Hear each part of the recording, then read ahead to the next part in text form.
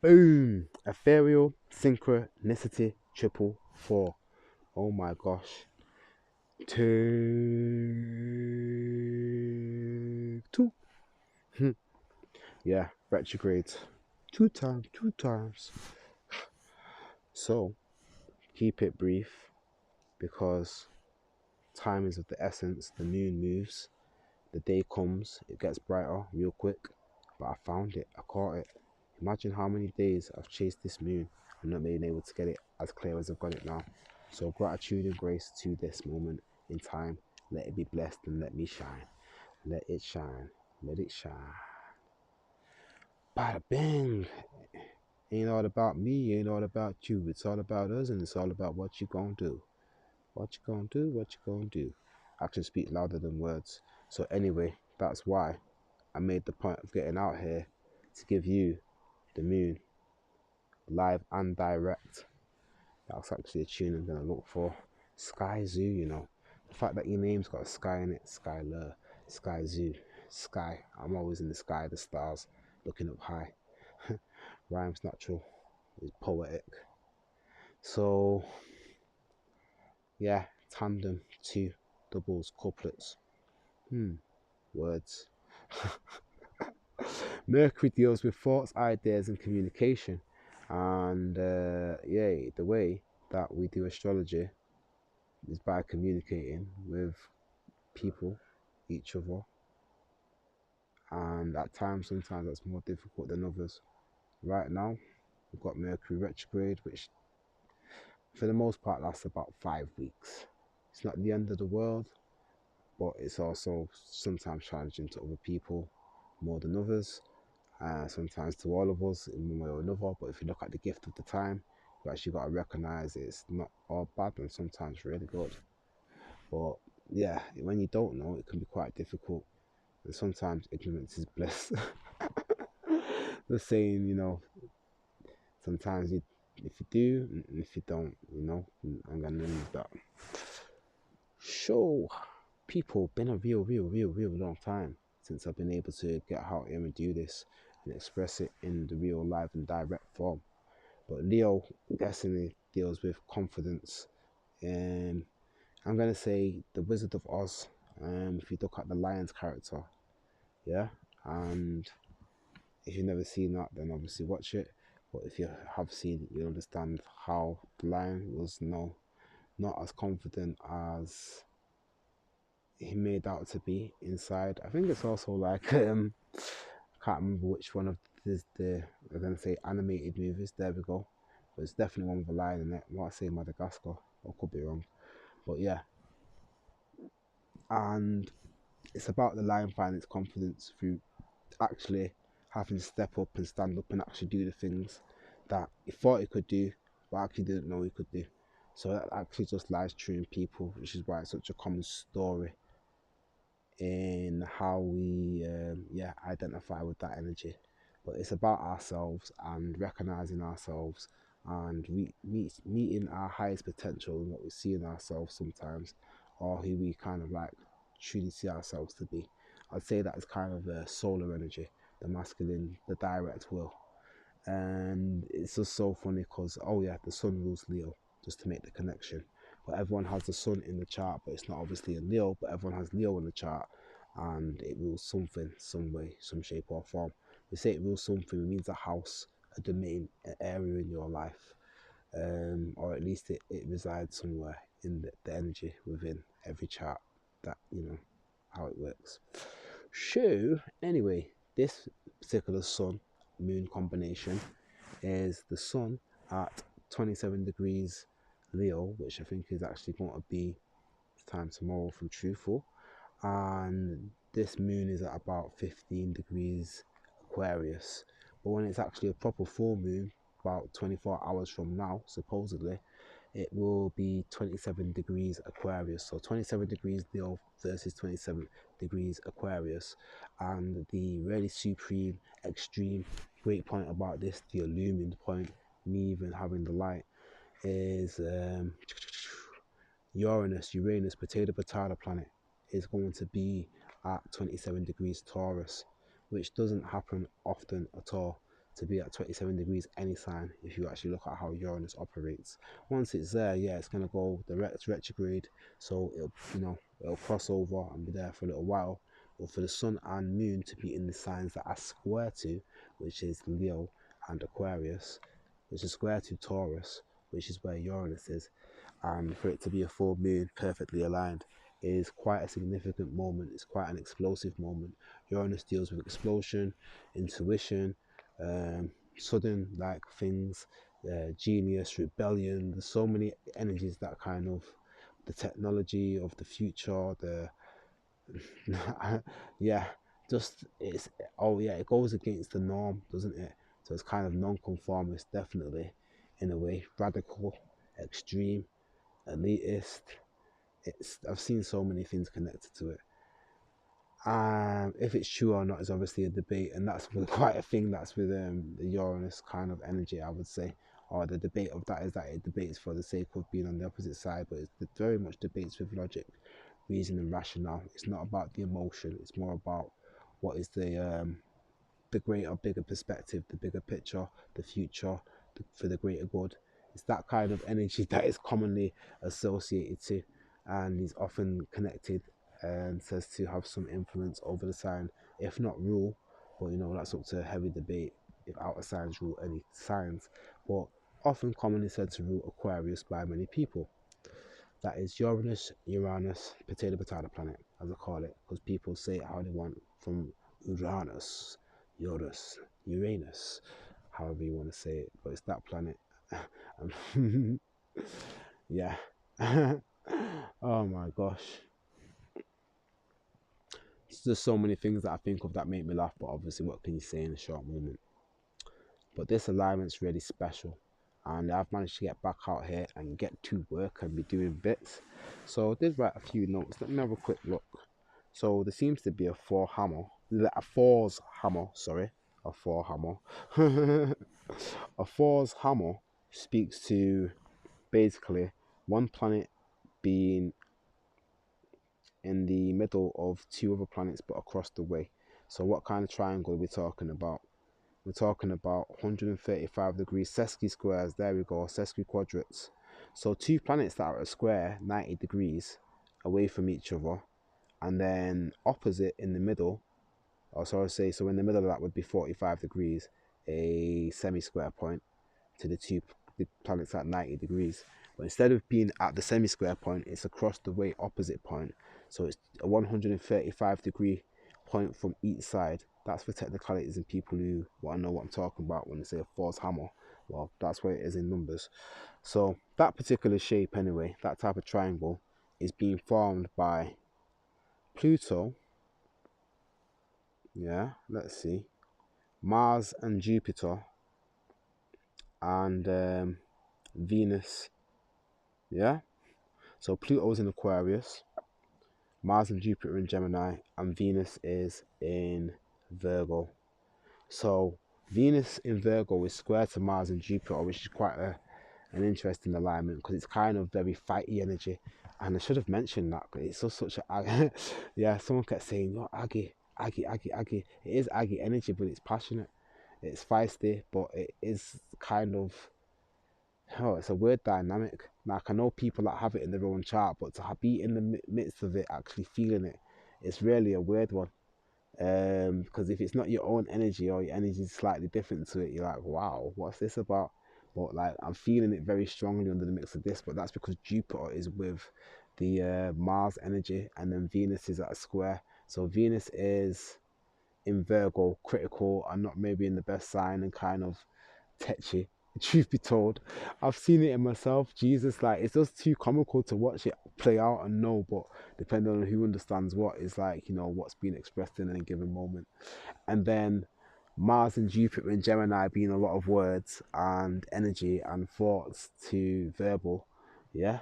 And it's basically kind of like picking stuff apart, which is kind of Venus in Virgo energy anyway. But with Mars in Gemini and Jupiter in Gemini, there's just way too much energy to be saying it as well. But like seriously, it's not that serious. I mean, it can be, don't get it twisted, but like Gemini is so light-hearted with it, and Virgo is more critical with it. So there is a lightheartedness and a seriousness at the same time. That's something that I can realize now, and have to thank the people that have been around to play these parts in my existence, to at least make me recognize it and them recognize it at their level, and you know, everybody be part of this big like machine thing, whatever you want to call it, life. So that's where you've got what we call a mutable. In fact, yeah, I should have said it. I believe there's a mutable T square. So the mutable T square, yeah, let me go. Let's get it in my head. I'm not really the biggest notes guy, but you know, I felt at the time when I was chasing this moon around that there's definitely something so powerful about it. There's too many things not to make some notes.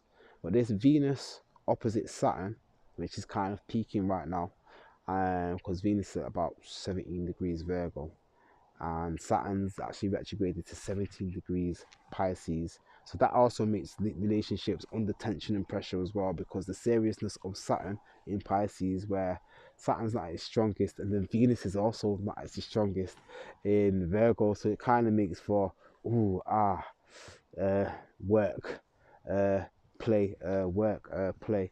Like Pisces is kind of like more the energy of like the ideal of what you want to do, and Saturn's there saying work, and Venus is relationships, but it's in the sign of Virgo, which is about, I feel like work's kind of winning this situation one way or another, depending on how the energy is kind of like being used and who you are.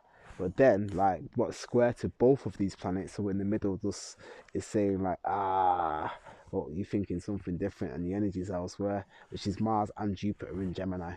That's the energy of wanting to kind of do what you want. So I can see how, when I say Mars is the desire, Jupiter's excess, I'm doing more, and like, yeah, Jupiter's just about that life, and Mars is like, let's go. So it's kind of like Aries and Sagittarius energy, or Pisces energy and Scorpio energy, even together, saying, let's get it. Yeah, so that can kind of be a situation, because if they get those kind of ideas, as people know, like, it can be a whole situation in it. Yeah. So yeah, it's very funny when you got all of that kind of energy at a square to a situation where it's like, rah, we should tread carefully, you know. And then you got this energy that's saying, nah, bun that, let's get it, let's do this, let's do that, let's go there, let's do this. Like, I need to do it right now. Like, the energy's kind of like strong in the air, and then Venus in Virgo's like, but yeah, we need money, you need to work, you need to actually do what you have to do.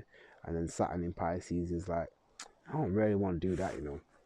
Like, Saturn is actually the planet that's about work, but it's in a sign where it's kind of like not really about work. Pisces like can be about a service or a work in a higher faith or order, and it can actually have some area in daily work, and it's something personally that I'm, you know, exploring myself. Even doing this now.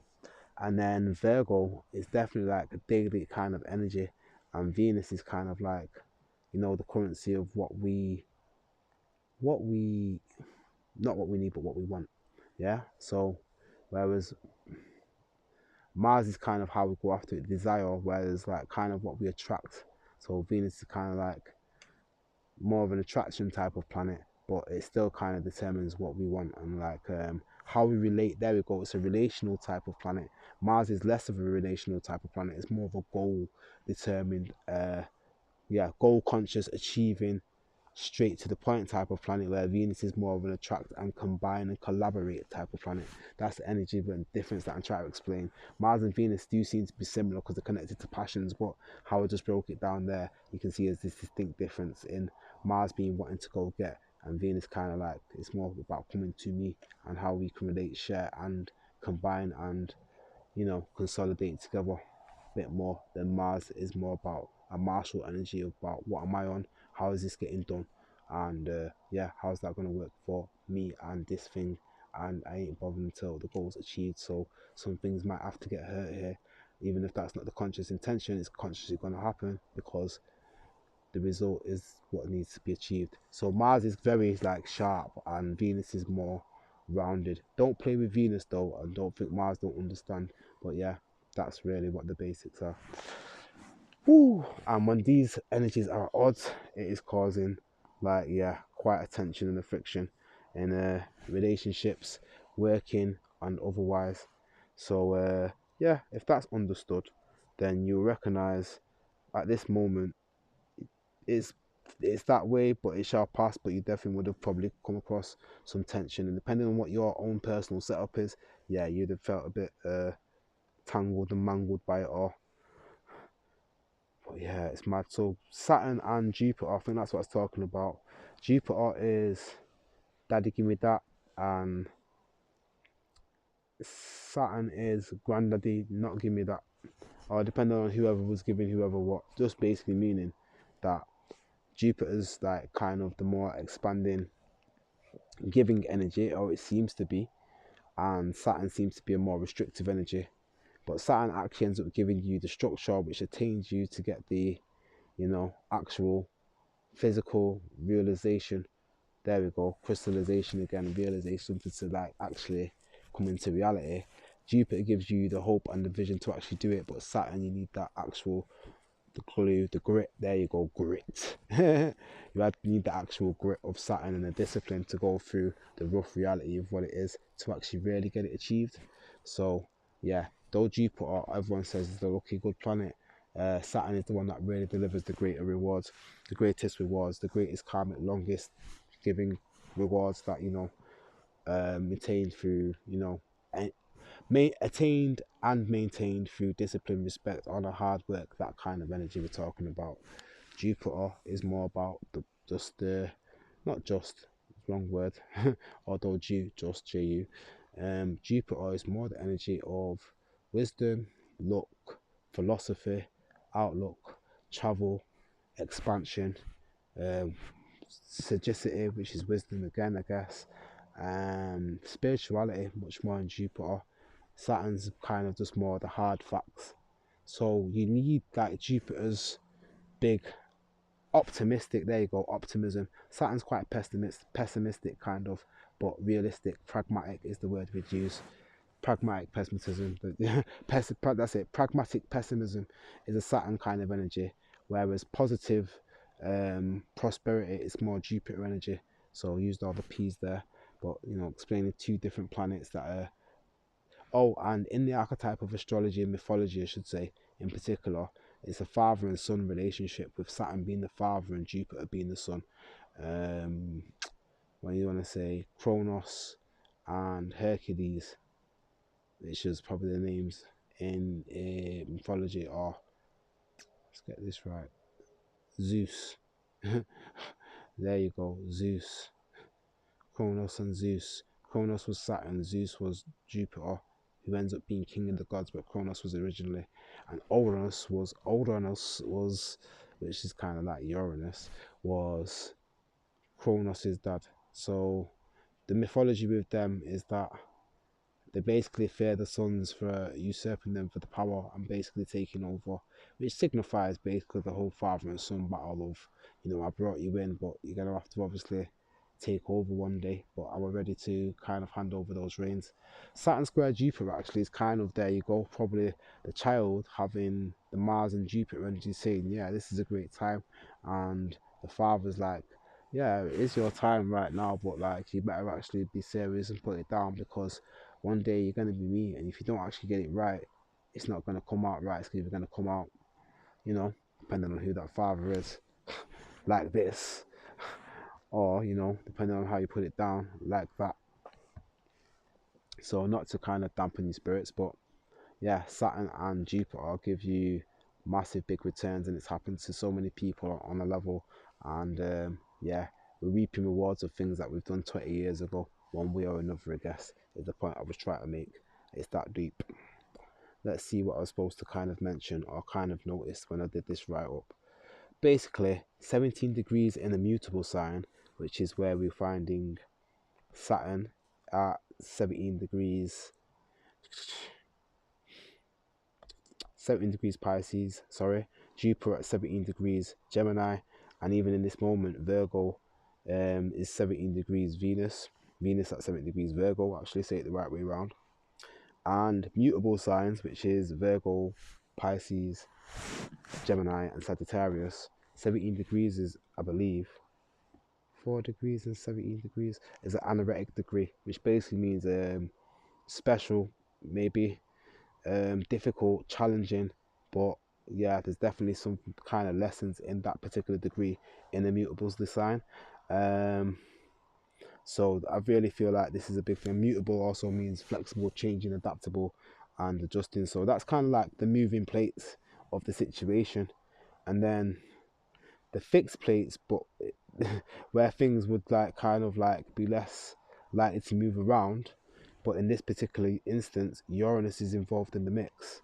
The fixed situation of the Sun, Moon, and Uranus in Taurus, Aquarius, and Leo, which are the fixed signs, as well as Scorpio as well. Um, so I'd say anybody with placements at 27 degrees in those particular signs, Scorpio, Taurus, Aquarius, and Leo, 27 degrees, should basically, aware of what's going on right now, because they would have been able to feel it with all of this energy and what it is. And anybody with anything at 17 degrees or nearby immutable signs would have been able to feel it too. So it's quite a strong alignment where that's concerned. Here's the writing, because it's weird to look back at your own writing. So it says Pluto in Aquarius is the focal point. That's of the false hammer, which means it's going to be quite a clap, I feel like, if you know anything about a false hammer. And then I've put Venus, working methods and relationships, via Jupiter, belief in action of new ideas, which Gemini, communications and roots. So yeah, things are going to be changing in some kind of regard of how we do it, which way we get it done. And then transform, destruction, rebirth. That's kind of a Pluto signature. Yeah, I believe I've kind of mentioned everything in a certain way. I've gone quite deep about, stuff and life, I guess. But that was to kind of give you some context to it all. It's different for everybody. I didn't want to make it too personal, but at the same time, everybody's individual experience is personal. Aquarius makes it kind of like a universal, kind of unique experience. We all have blood, we all breathe air, we all drink water to some capacity. But yeah, like the personal touch and how we relate to one another is also a very important essence in this thing. And people actually need serious conversations that I've been saying how that's kind of been lost and how that's not really there anymore. And maybe reasons like 2020 and other stuff is kind of one of the reasons I was kind of putting up as an idea or theory or thought, as you want to put it, and other stuff. But that's where it gets to in life. So I said all that to say that it's took me such a time to get back because of that very point that I'm making. So it's a point that my relationship to self and to others and to the world and to reality and to me wanting to do this and put it out there and actually make the content and have the fun and the passion and the joy through all of everything that has happened and that I've survived and still here to shine, live and tell tale. Yeah, it's been tough, challenging for me, and I'm sure for many other people, but we're still here and we're still up in this. So I say all that to sign out, and I'm going to check this video over. It's been quite a while. Ring rust, cobwebs, call it what you want. We knocked it and rocked it and kicked it out the box. Yeah. People who know the eSync brand know the reality of me getting out and being the raw, rugged, and what it really kind of takes to get this like this. Will know that I've been out here many, many, many months over many times. Like when I've had the opportunities and not been able to get the right time, the right conditions, the right something or other, yeah. And that's the nature of like how long you have to wait and how serious and how deep patience and commitment is to your quest and to your cause. And Saturn is definitely to do with that, and Jupiter is long range as well as Saturn being, long range, how you put the steps down. Jupiter sees quite into the distance and has a foresight and wisdom as its own. So if you combine the two, this is why I've been coming back on karma that's basically been set a long time ago in one way or another, and set to put it down right now. So I think it's time to basically get some serious stuff done, and that's kind of what I think a lot of the other astrologers are alluding to. So I know this video has been a bit longer than maybe some of the average ones that I want to make on the general rule, but it had to be done, and it is what it is. 27 degrees Sun, 27 degrees Moon, 27 degrees Uranus. If there's not an astrology moment, if that's not a kick in the jacksie to say get up on and get with it, yeah, then I don't know what is. I can read the signs, pun intended. Right, I'm gonna be out of here, yeah. Love, light, peace, energy, forward, gracious, gratitude, all the things that I do want to see people be saying words and spells. And if you can spell, then that's cool. And I can spell, considering maybe certain things are not perfect. But I think there's the perfection in the perfection is in the imperfection, as they say, and you're finding the beauty in such. So appreciate y'all, love y'all, peace.